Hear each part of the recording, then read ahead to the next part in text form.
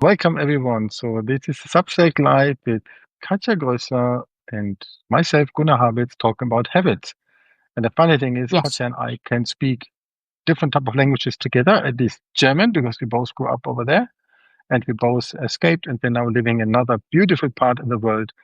Katja in Turkey, me in Australia, and we both, I think, enjoy that the world with Substack is pretty global because at the Yes. first thing you see about someone is not where they're located, like in other pieces of social media like LinkedIn, but it's more about the content, what we can do, how we connect, and not necessarily where we are located. Well done. Welcome, Yes. Katja. Nice to have you here. Yes. Welcome.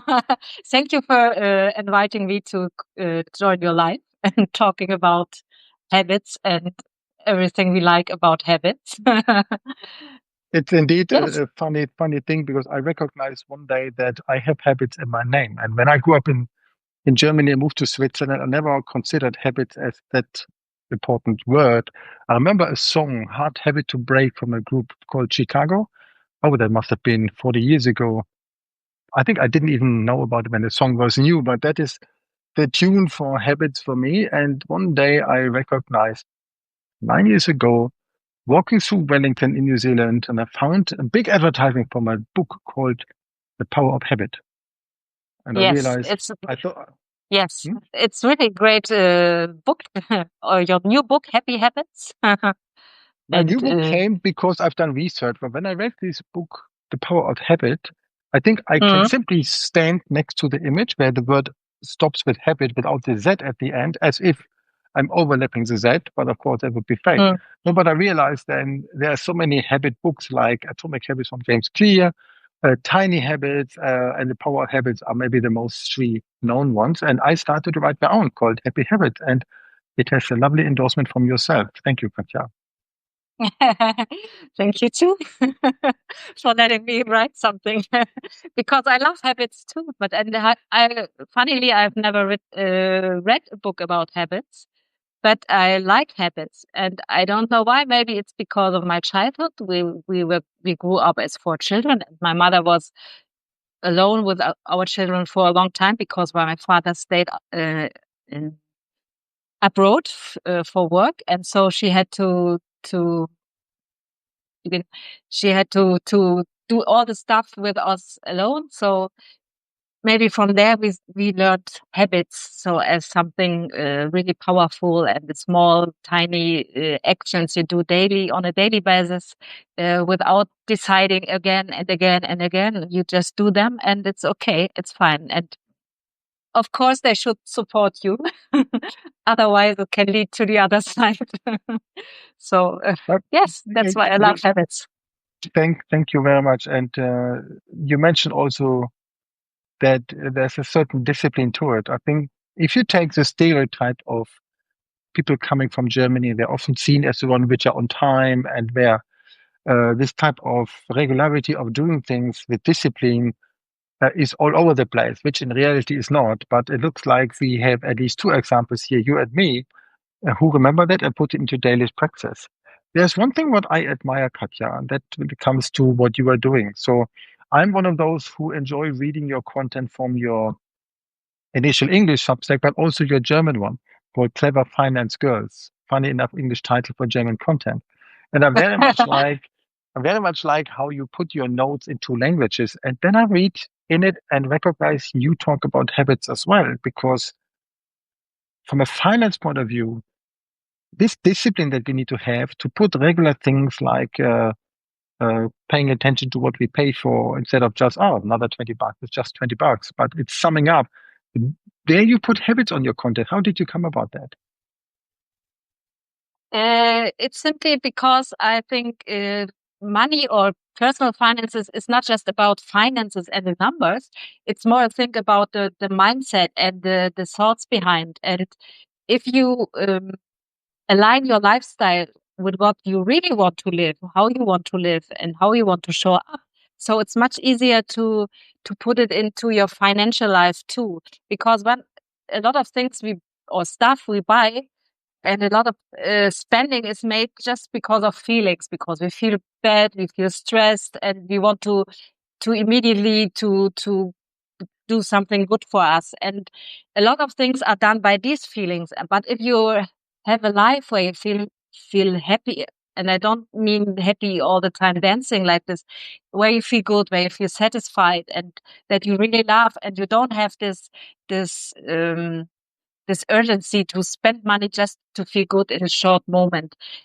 And that's built about habits, I think, because in our life with my husband, me, we have a lot of rituals and habits, and we do them on a daily basis, and we celebrate them a little bit. And so we are really satisfied, and we don't need to spend money to feel good. We spend the money because we feel good. That's a difference, and not to feel good. So I think that's why aligning your lifestyle is the best practice to become financially better. And habits are a huge part of it. And that's why I came up with habits. Yes, that's the idea was born. Thank you. And you raised a very good point. I know that some people, when they overwork, they buy something just to feel better as a reaction, not out of it's normal to award themselves for something. They have a kind of reward, but rather that they feel miserable, like overwork, and they would like to just get back into normal.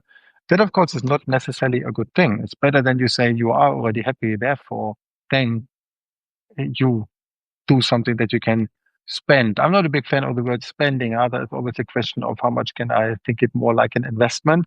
Does it actually make sense? And there was one thing I think from your notes or your post recently, which talks about paying attention to all of the little subscriptions and $20 here and 10 there.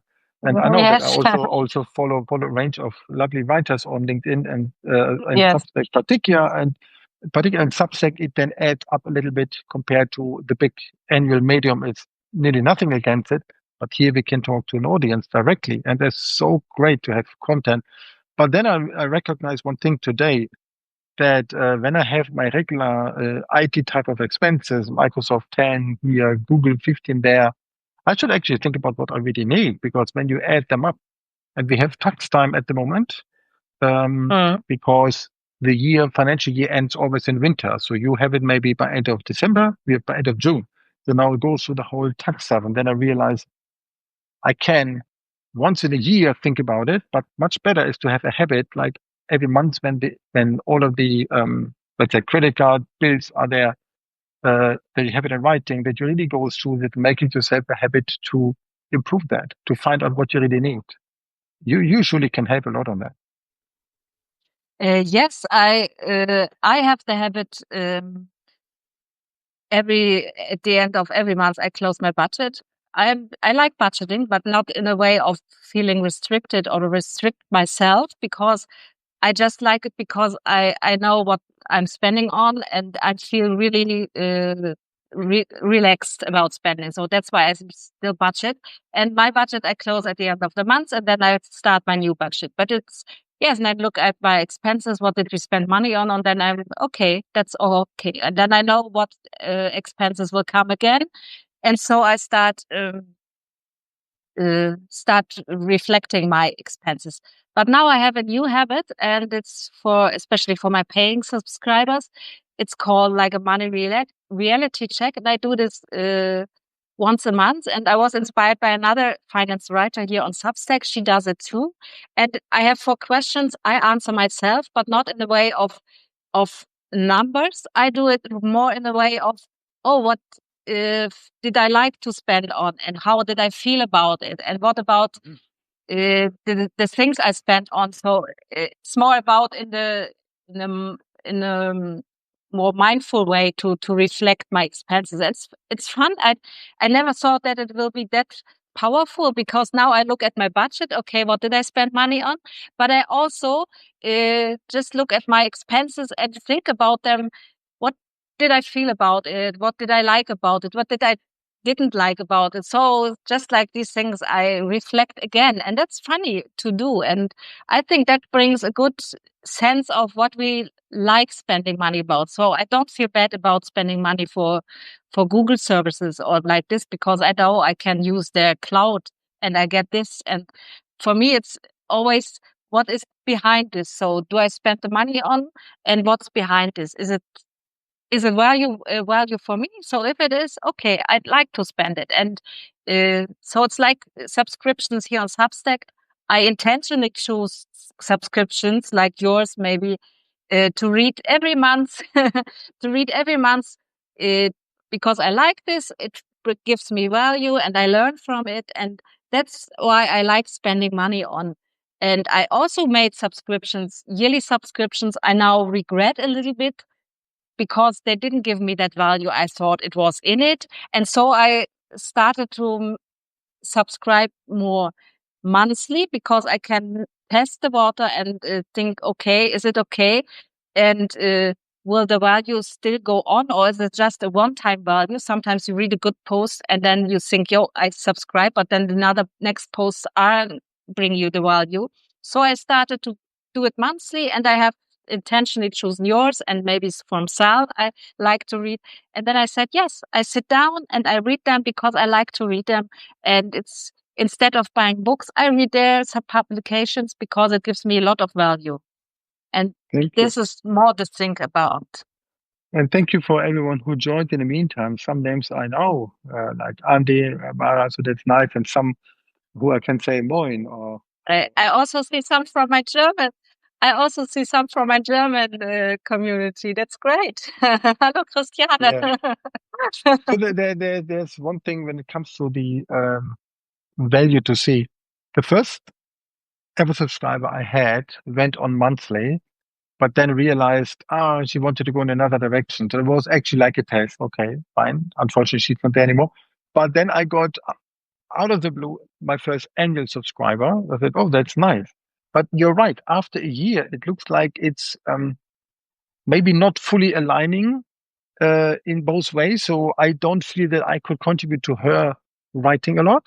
And Mm-hmm. then as a year runs, still 4 months to go. Then she unsubscribed 2 months ago. Not in general, but from the paid one. And I realized, yeah, the monthly, it always feels like I enjoy reading, and then I am more mindful that when I do this, when I pay this, I said yes. And if one day I came on the idea, oh, I didn't read too much from them. Oh, another invoice went another $11. But that for me is a bit more the kick to say, yeah, now let me go directly and find out what the person is writing. Because there's one tricky thing on Substack. Substack compared to LinkedIn, Facebook, Instagram, and so on, operates by the email addresses. And every marketing guru says you need to get the email address. I actually work in Mm-hmm. email marketing at Active Campaign, and I know that this is the currency. I just have 33 of them. So I Mm-hmm. want my regular inbox be free for what I would like to do. So then I have a dedicated one on Substack. So I made myself a habit that Substack is a piece of joy, not a piece of I have to, which typically in Yes. inbox is seen as something, oh, I need to get through my emails, as if that is a burden. Mm-hmm. So therefore I've done Substack a separate one. Then on Saturday or Sunday, I go and look and then I mindfully read on everything.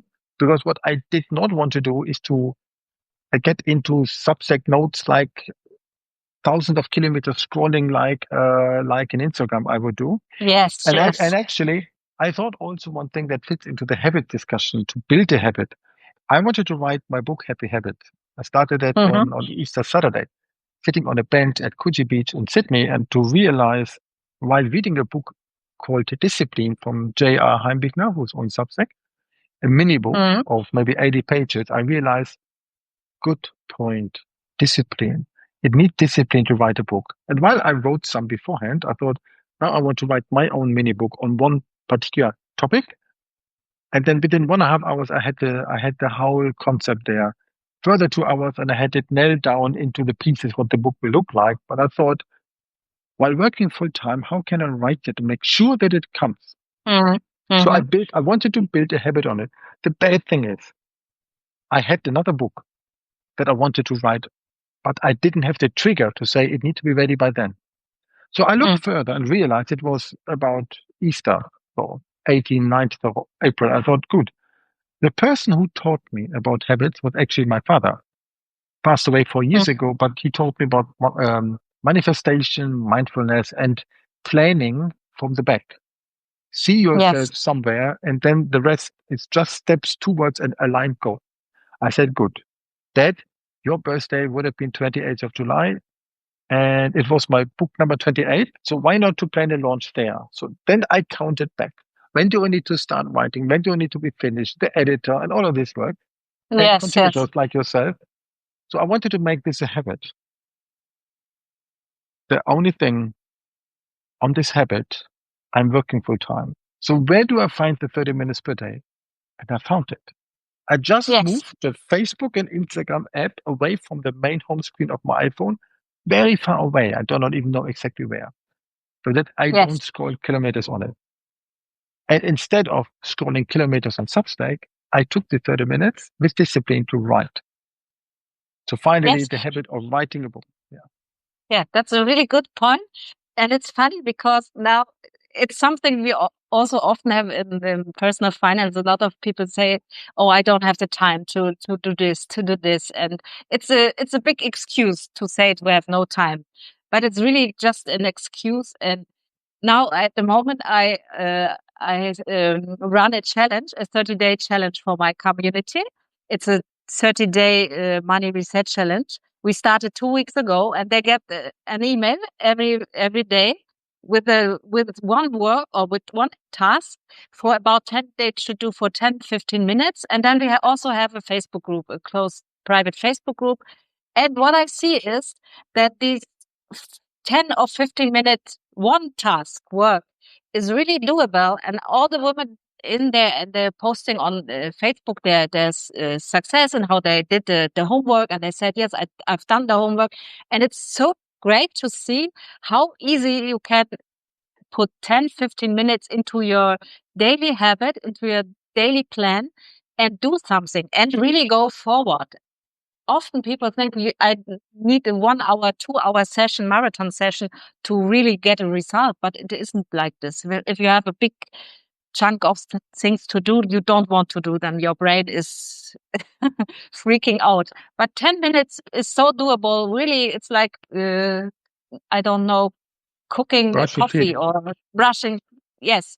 And it's doable. And that's why this challenge is so great. And I see really great results the women have because of the 10-15 minutes they put in the work. And they even do it, though some of them are still in their holidays, and they do it still. Yes. And that's great. And that proves that if you can do it for 10-15 minutes, no, there's no excuse needed anymore. So you can easily do it. And it becomes a habit if you are willing to take yourself out there and, yes, don't stop scrolling through social media. Yes, and there are basically two motivations. So if you feel you're missing out on something that others are always doing, but we don't do it, so then it is building the habit of to be on the same level with others. Yes. What are called from pain to normal. But we can also Mm, build habits to go from normal to gain. So think about it in if you would go to uh, how you say that in if you go to a spa town to fix mm, something like your neck for a week. In German, you would say a mhm. cure. Cure is not wellness, Yes. but Mhm. let's say you need to cure something to ensure that you get better. That Retreats, is like a from retreat, like yeah, something. yeah, Mm, kind of. So then you get from a painful state into normal. So, but then you're done, yeah, and then the habit doesn't continue. While on the other side, you can build something from normal to gain. So that is when you go maybe to a massage service for not because it hurts, but you want to feel better, or to go to a beautician or something like that. These are also when you take it like to go on a gym, not because we want to lose weight, because maybe I've done that enough, it's fine, but to keep the consistency and that building a habit towards gain. But there's one thing what you mentioned, what really resonates with me. You put your people who want to do the same, who are aligned by a similar approach, what they want to do, what they would like to achieve, and a guide like yourself, but you put them into an accountability group. And that is exactly what I did not find in most habit related books to have this partnership approach. So I work in partnership. I don't sell to anyone, but I work with marketing agencies who would then refer or resell the software where I'm employed, Active Campaign. So I'm in this, what often is referred to as the middleman. Very well mhm, known that 75% of the world trade is done through partnerships. mhm. People on the street, they do not know the topic of partner that well, but if I then ask, do you like to drink milk? Yes. And do you drink it directly below the cow? No. Where you get the milk from? From the supermarket. Aha. So all of these steps from the farmer who has the cow towards the supermarket, that all is partners from the vendor into the customer. So that's what I'm doing. But the word partnership means also one thing. Together, we can achieve more. There is a saying that in German, if you take the word team, and there's an abbreviation team in German, toll ein anderer macht's. Great, another one makes it. I didn't know it. I don't like I that. never heard it. I prefer the English word. What was it? The EAM is everyone achieves more. Yeah, together, everyone achieves more. She's more. I prefer Yeah, that's more related. Yeah. than that. But there is also something as a working partnership in German. The word partnership in German is Partnerschaft, where partner is the same, but Schaft also means in English he or she works. So this means partnership is when the other side is working, and I don't like that. So Partnerschaft. I prefer the English word where partnership includes ship. Ship is a boat. We're sitting in the same boat. We do it together.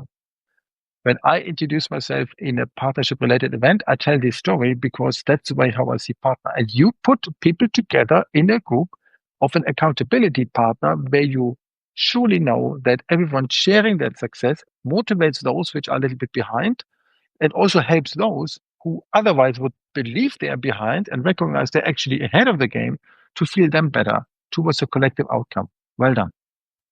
Yes, it's a very interesting story because my husband and I, we have a good partnership, and we are really always telling that we come together as a team. And here in Turkey, they say takim, and takim means it's like a set. So when you buy a cup, you always have the plate to the cup. So it's like a it's like a set. So we always come together, and we also work together. And we have one habit that's really a great habit because it's drinking water.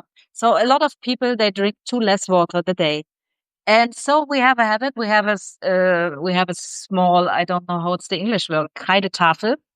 Yeah, I don't know. Kind of a blackboard where you write on. Yeah, a blackboard in our kitchen, a small blackboard in our kitchen. And there we count our glasses we drank, or glass of waters we have drank over the day.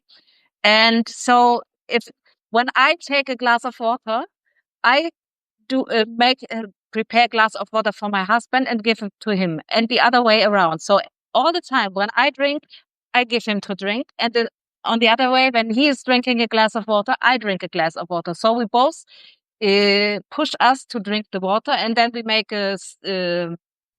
we write on the board, and then at the end of the day we see, okay, we have drinking 10 glasses of water, so we know we have drink our 3 liter of water, because especially here it's hot, it's now summer, so we need to drink more. But I know we easily forget to drink water, and so we both push us to drink water, and that's a simple habit, and that's the same you can do with every habit. So when I do my sport in the morning, I started with morning sport years ago, but I don't like to go to the gym. I don't like it really big and put on clothes and everything. So I do it in the morning before having a shower. So I do 15 minutes of sport, and I know when I prepare the breakfast, my husband is doing his sport. So we empower us in a team to do more and to do this and this. And I think that's the best way to do, because if you do something alone, you easily feel one day you don't want, and then you do it, don't do it, and you don't do it again. And so you can easily fall off of your habit. And that's, yes, so easier with a partner together. That's true. And that is the fourth part of my book. I put it into 4 elements. I like alliteration, starting with the same letter. And that says I have pause, plan, practice, and partner. Yes, and the yes. partner is a very important one. Pause, sometimes it needs a big trigger to do something, to make a change in life. If we just think about it, and we listen about, like you talk about your finance habits in your Clever Finance Girls Substack, then I think I can do it also. But sometimes it needs this type of a trigger. that can come from Mhm. externally, like I faced 3 layoffs, not the best experience, but Mhm. without the first one, I would never come here. I would still do the same of the same. So I'm grateful for it. But then there can also be the trigger that comes from the partner. And I admire how you help yourself drinking at least the same thing. So that might not be everyone's case. If one side prefers to drink beer and the other one prefers to drink wine, then you cannot do the same thing, but you will need to then give the other type of drink to the other person, not Okay, what you like, okay. but what they like. We like to drink beer, and we push together to drink beer. No, that was a joke. Okay, yes, But in but I general, understand.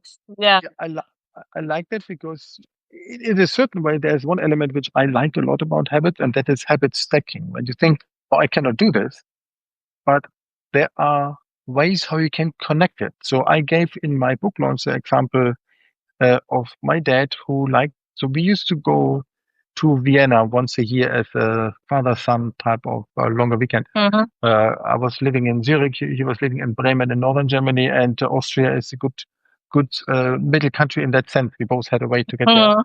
Mhm. I would typically manage on a weekend, that is 3 full days, Friday to Sunday, to visit 12 cafes because Vienna has so many Mhm. beautiful ones. Yes. And Yes. he would manage to watch 4 operas in 3 days. 4 in 3 days. Okay. Because he loves to write about opera and so on. And we created a habit stacking approach. We stacked one thing to the other, and that was simply after the evening performance to have a schnitzel. Okay. Not, Yeah. it's not a healthy one, I must admit. To have a schnitzel at 10:30 is not necessarily good. But he always said it was not his fault that the opera started at 7. If they had started at 6, the schnitzel would be earlier. I get that. But still, it is this kind of habit stacking and enjoying this time together that you can connect things. And I give you a very funny thing because we mentioned that everyone can brush teeth easy. And my wife Yes. said, I should also clean the tongue. I can Mhm. simply turn the around the two front door this way. But she came on the way and said one day, but here's a special thing to do that. I said, yeah, yeah. And I forgot even where it was. But then she came with a better one, which is visible in green. And I take it and think about as then when she gave it to me, I wrote this book about habit stacking inside of it. And I thought, yes, every time I see it, I say, yes, I now do it. And it's much better because what we take in and out comes through our tongue. Mhm. So if Yes. I clean that in addition to the teeth, what I never really paid attention to, on a regular base, now I have it because I think habit stacking every time, morning, evening, whenever I do, no question. And the Yes. tricky thing that people have is to do something regularly. Do you have a tip to do something really regularly all the time? First, I have to say I also clean my tongue for years now, and I have a same green one to clean the teeth. But it's really But helpful. Yes, yes. For me, a habit. Maybe it's because we shouldn't take the habit out of the context of our life or see it something as something really abstract. No, it's part of my life. So to really become regularly with your habit, it should be your lifestyle. So when I brush my teeth, it's my lifestyle because I want healthy teeth. I don't want smell of my mouth. So I want when I smile, I want to look good. So it's part of my you do. lifestyle. So I don't think about it. And it's the same about food, for instance. We have breakfast every day, and breakfast is our most important part of the day, the most important food part. So it's a habit to do it, even if we are busy or have a really early morning appointment. So we do our breakfast because it's our lifestyle. We enjoy it and we celebrate it. So if you take your habit not just as something abstract you have to do, far more as something you like to do for yourself to show up and to really make your life better, then I think it's easy to follow through and to do it regularly. And another point is, if you sometimes don't feel like doing this habit, maybe like my sport routine, sometimes i I wake up and then I don't feel like making a lot of sports, so I do just some little and a little bit, but I don't break this habit. I still follow it, I don't break it. And yes, so I still do it. And I think that's the most important part.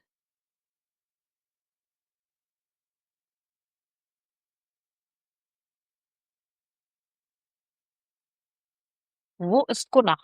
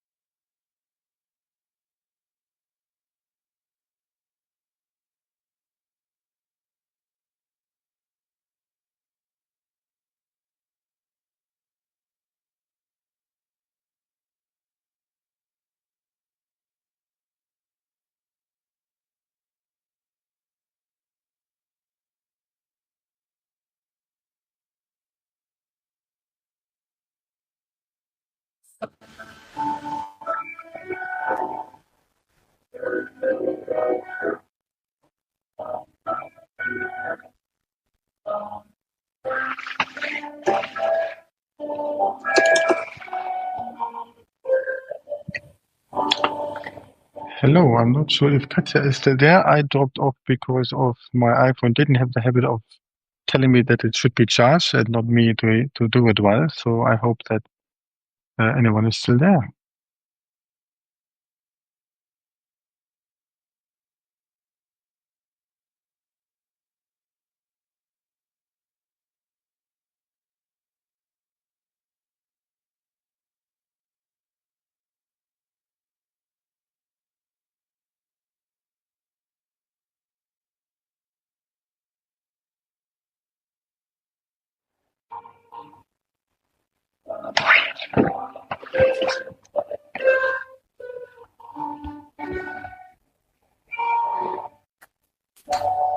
Katja,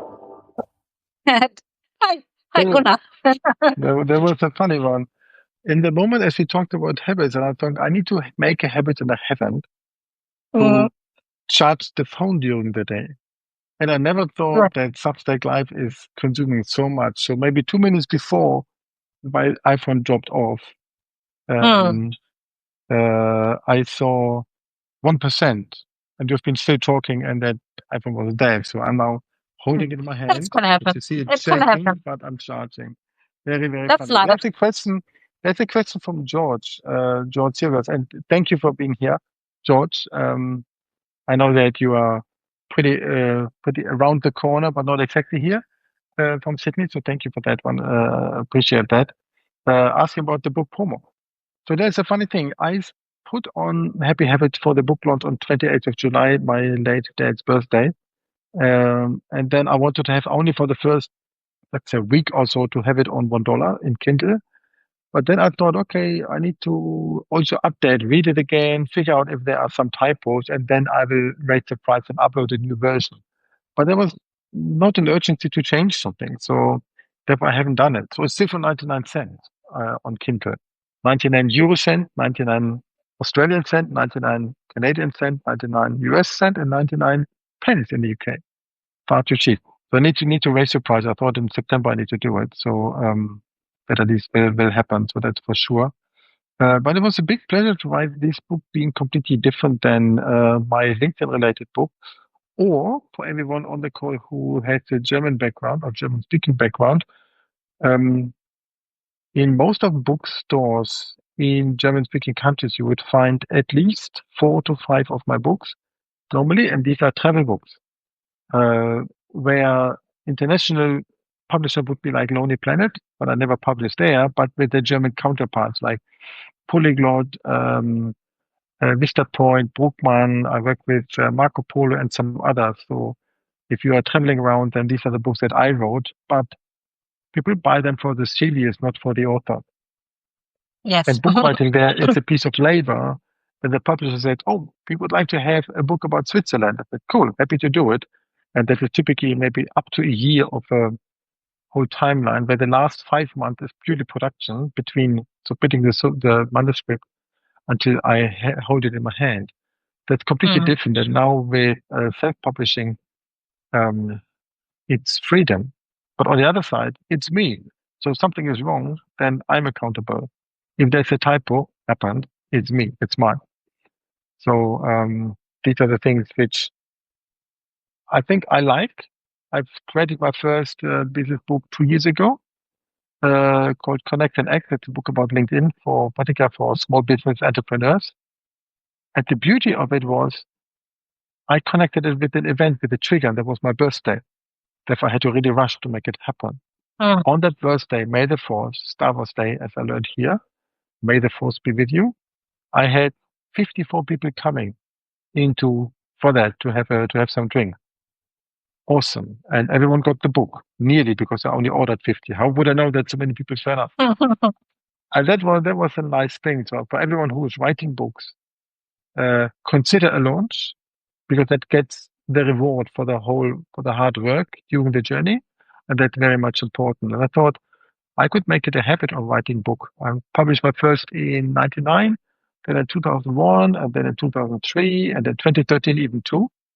So it's also kind of a habit. I thought I published 450 articles in print, 28 books, and I'm posting about the same topic on LinkedIn for 353 weeks in a row without forgetting one. Oh, wow, Soon, that's a lot. soon 7 years using the same hashtag, despite the hashtag Mm. not that important anymore. So I thought, if there's a habit of discipline, I'm doing it. I'm more the subject matter expert of doing these things instead of the teacher who says you should, but doesn't do it by themselves. And that was the reason why I thought writing about habits is cool, but still, Mhm. you cannot change everything. You always need to find out what can you actually do, one habit at a time. Um, Particularly when someone like you, Katja, moved to another country like Turkey, there's a perception about Germans, a good one, like being on time. And then me, I moved to Switzerland, is even more the same perception. Then I came to Australia. When I then attend to a meeting, and for whatever reason, no excuses, but fact that I simply started too late getting there, not the traffic. It was me going wrong first. Then the typical response would be, oh, it's all right, all good, doesn't matter. But if that's how I learned it here, go back to German-speaking countries, where when you in Switzerland, you're not there 15 minutes before time, then you're already too late. So making this a habit worked for me for one thing. It's this trigger event at the beginning to have this type of pause to say something happened in life that made me change. A big thing is when you move countries, because typically nobody knew me here in Australia. I had no clue what's going on. I went to a networking event. Instead of telling them, hey, that's what I'm doing, I need a job, I thought I'd better learn about the people, listening how they operate. And Mm. beforehand, I thought What values do I have? What can I bring on the table that resonates? And where do I need to work on my habits to make a change? So then I came on time. Okay, that's fine. But the others don't. So now I adopt a little bit of Australian flavor of, oh, it's all right to come 2 minutes too late, but I don't like it. It's a funny thing that there's some part of our habit are in our intrinsic values and upbringing and everything like this. Thank you, George, for a kind message. And some other parts of it, they can be trained, they can be learned, and you realize there's something going on, and that can be from an external trigger. So Yes, of ideally, course. if we want to change something, if we realize, yeah, we should try to be the trigger yourself and say, not from 1st of January or New Year resolution. That normally doesn't work. Rather say, today is the day of change. 1st of September, from now on, I do this. How do I come on this? In German speaking countries, if I want to have a mobile phone contract, for example, or any subscription to a magazine, they typically run on the calendar months. In Australia, we don't do that. Nothing goes on a calendar month. When you say you do your budget after the month is over, when I came here, I realized, why does my bank statement last from 18th of August to 18th of September? Because I started on 18th of August. It renews whenever, Mm. meaning the business, they don't have a big payment run on one day in a month. They do it pretty much every day, all the time. It's a habit of always doing it. So that makes sometimes life difficult. But they told me, on the contrary, if I want to change something, I don't wait for the next first. I do the change now. That makes a difference. Yes, of course. Yes, Be of the course. trigger. hmm Of course, you don't need a certain date or something like this to change something. And one thing I want to add to yours is to see change not as something really like this. I need to change this. How I should tell this? If I say I need to change this, for me this sounds so far away, and I don't know, and I'm not sure if I want to do it. But when I say, and that's also kind of your book, when I look backwards, how do I want to be in future, or how do I see my future, or how do I want to live, what kind of person I want to be. And if I look from the backwards, like you plan also describe in your book, to go from the backwards side and not to look forward, just backward and plan from there. So then it's much easier. So I want to be a person who does the things she says. So if I say I do this, I do this. I don't talk about things I don't do. And that's the thing I like, because when I do the things I am talking about, then I know I am the person. I am me. That's me, and I'm not. I do not to pretend I'm just another person, or I do not to pretend that that I run marathons, though I don't run marathons. Yes, I ran marathon, but I don't do it anymore because it's not my style. Because I'm not the Veronica doing the triathlon. No, I'm Katja. I'm doing my morning sport, my yoga. I'm different.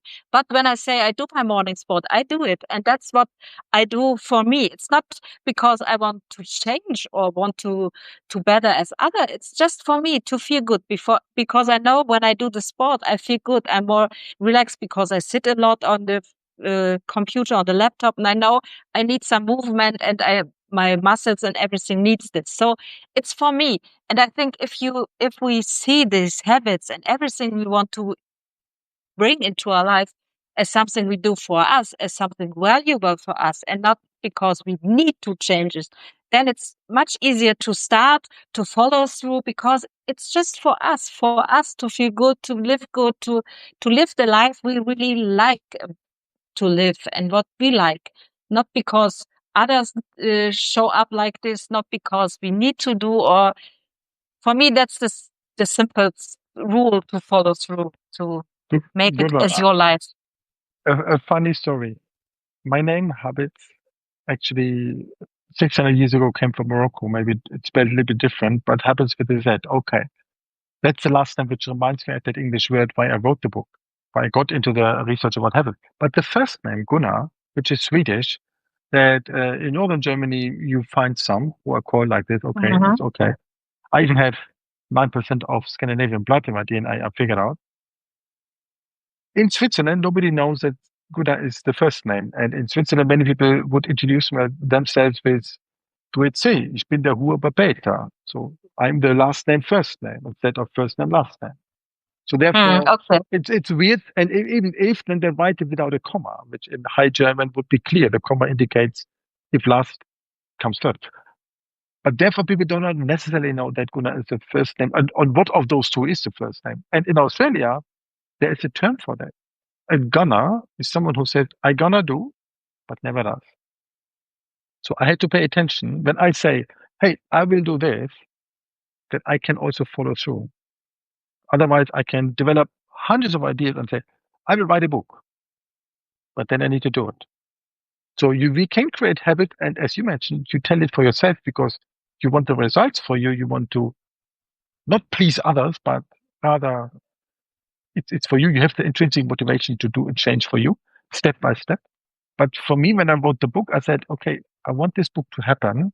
The best way was I wrote on Substack in April, just the day after, about the idea, the photo from the beach in Coogee, from the bar where I went afterwards, just to visualize myself in it again and just to write about it. That's the beauty of Substack, to have accountability partners on it.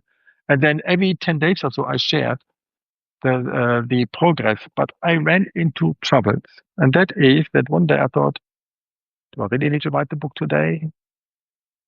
And that reminds me, I'm currently sitting in a hotel. In this hotel, it's a restaurant on the second floor. I'm on the first. In this restaurant, one day the waiter came. Hey, Gunnar, you want a dessert? What's a typical answer you can give? No, I'm full. So the option of no is too high. Another day, another waitress said, hey, we have a very tasty tiramisu and we have a new supplier for the sorbet, which is very fresh. Which of those two? So the theoretical option of nothing seems to be gone. I call it selling with the power of choice. So I've been a product manager. I use this. I moved into sales. I use it a lot. So, and it's nice to see how a restaurant uses this. Apply this for the books. I wanted to write Happy Habits. Yeah, but maybe on this day I don't feel well. I came on an idea. So I started writing in the middle of April. It was Easter time, but of course, writing a book takes a bit, unless we let ChatGPT do it. So I gave myself about maybe 7 weeks, 42 days, my favorite number. But I had the wish to write another book about LinkedIn, which then, of course, came in the back burner because I wrote Happy Habit. And on my birthday, 4th of May, we spoke about earlier, it was a Sunday this year. Sunday, no book launch. But next year, 4th of May, 26 is a Monday. Not only that, it will be 10 years from the day I came to Sydney and start networking. So I thought, I want to have the book launch birthday feeling again. I announced in public, I will write and publish a book called, what was the title? I forgot it. Something with Down Under. Not that I need to have it. Transform Down Under or something like that. Or New Life Down Under. I forgot it. But I created a book cover. I have no idea what there will be in the book. I posted about it on LinkedIn and I said, it will happen. 12 people said, I'm in, I'm coming. One person said, book the venue. I've done that here. So I put it out there because I thought I love that. So it means if I have the event date in mind, then I can do it.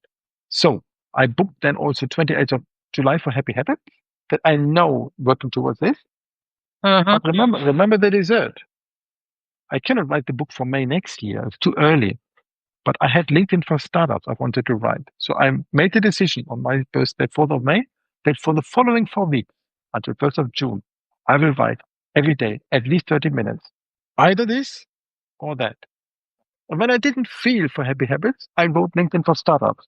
When I didn't feel for that, I wrote Happy Habits. I wrote both at the same time. Because Happy Habits is a completely new book. LinkedIn for Startup, I thought, I take my last year LinkedIn book and change 10%. It became a new book as well. Both completely different. So the power of choice of doing two tasks at the same time, either this or that, and with both having kind of a like the launch dates in mind. That helped. The collective Hmm. energy of doing two things at the same time. Never have done that before, to write two books totally in parallel with the same processes, same everything. Covers already there.